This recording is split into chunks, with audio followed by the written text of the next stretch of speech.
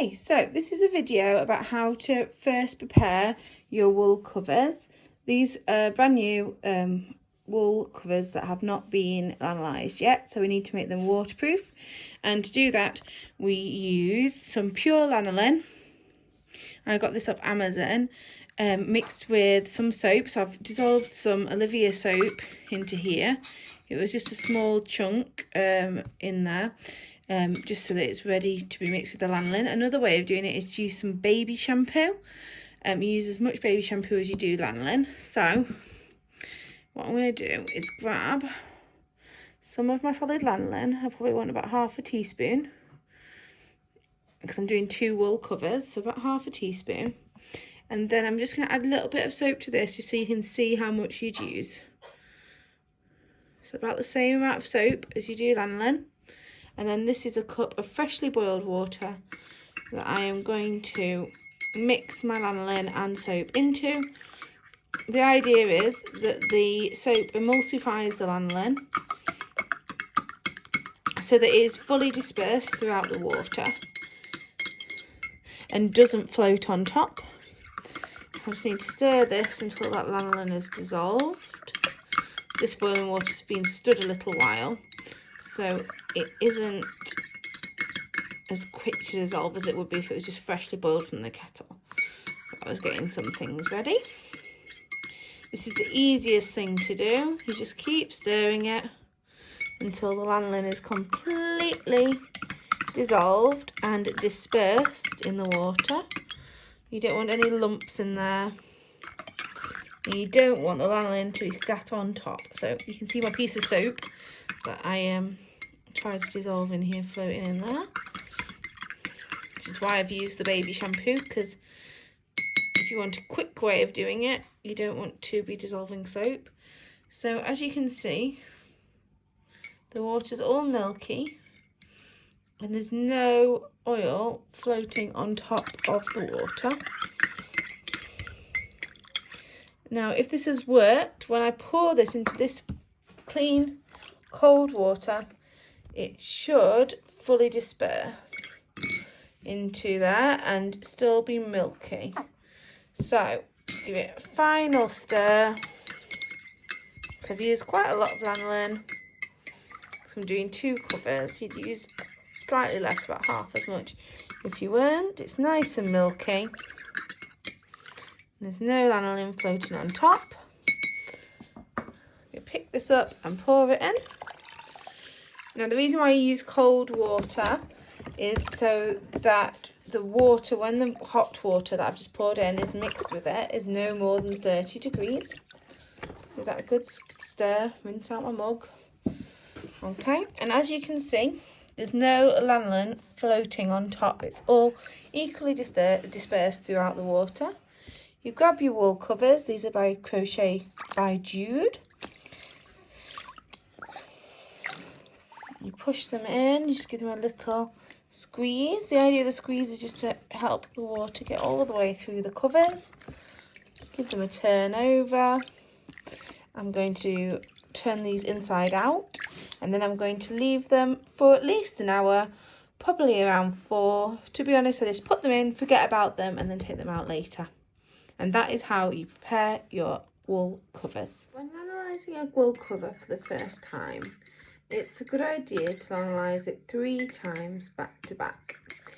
And simply what that means is that after you've left the wool cover soaking for at least an hour, this one's probably been soaking about 4, well these 2 have been soaking about 4 hours, you just repeat the process. So what you do is you empty out the water and refill it with some clean cold water, and then you remake up your lanolin mixture, which is freshly boiling water from the kettle in a mug, just like you did before, with half a teaspoon of lanolin and a little bit of soap, so about equal amounts of baby shampoo or soap. And I'm just stirring it up as I did earlier, making sure that it's well mixed and that there's no lanolin floating on top of the mixture, and it's nice and soapy. Then what you do is you pour this in. Now what I'm going to do is I'm just going to move my wool covers just slightly out of the bowl. because I don't want to shock the wool by having an extreme change in temperature. Pour this in, give it a mix with my hand, that's not too hot, and then slop them back in. Again, push them under the water. I've put them back in, so the one that was on the bottom earlier is now on the top. Just to make sure the other one's fully submerged and has an equal amount of time in the lanolin. I'm going to leave this overnight, and then I'm going to do the third time in the morning, and then they'll be ready to use, and I'll show you how I tend to dry them. So this has been soaking overnight. I've cleared out the old water and put in some fresh water. It has gone slightly cloudy from obviously having the wool wraps reintroduced.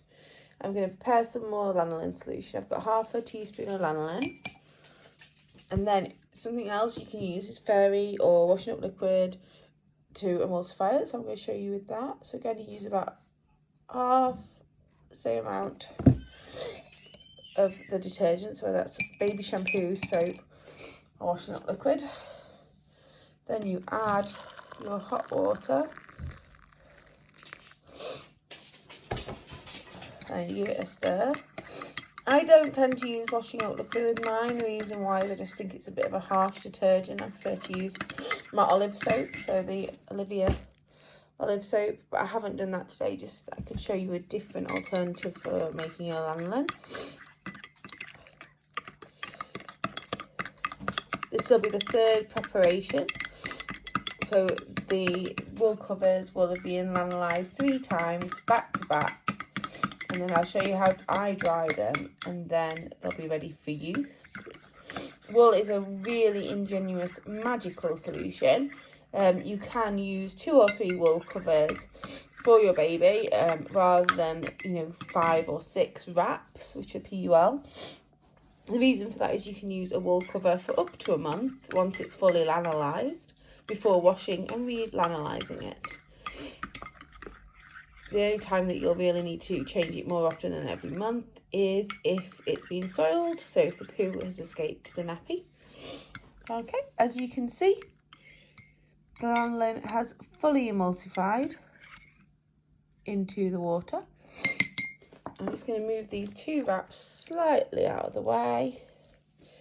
Don't want to shock them with the hot water going in. Pour that in. Give it a swirl. Turn these back over, so the one that was on the bottom is now on the top. Then I'm going to leave them in this lanolin solution, probably for about an hour, because it's the 3rd time now. So I'm not too, going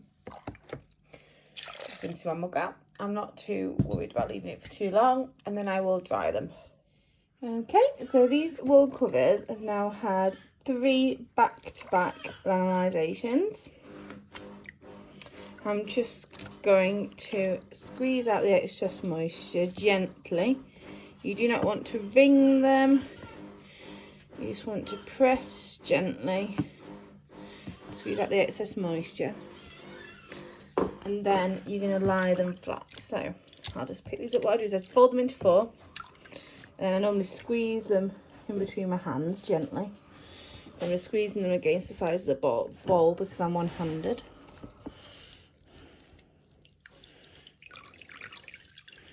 Just a gentle squeeze. You do not want to wring them.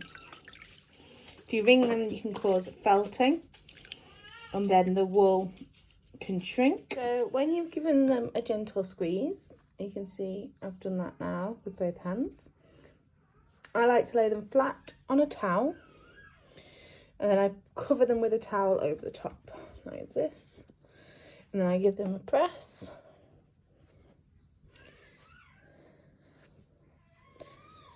Again, not too rough with your wool. Try and keep it gentle. I can feel the water's already going through the towel. I then lie them flat, and I will leave them to dry, turning occasionally. If I can leave them outside in the sun, it's a bit rainy today, then they can dry the same day. But they dry within 2 days inside on a towel like this. If you put them into a warm room, that can speed up drying time. And I just rotate them out, and I will separate these out as well. So I'll put one down here and one up there like that, just so that they're exposed to the air on the towel. You want to reshape them while they're damp, because if you reshape them while they're damp then they hold their shape better, like this. And you want to dry them flat, and then you just leave them, and that is how you prepare your wool covers.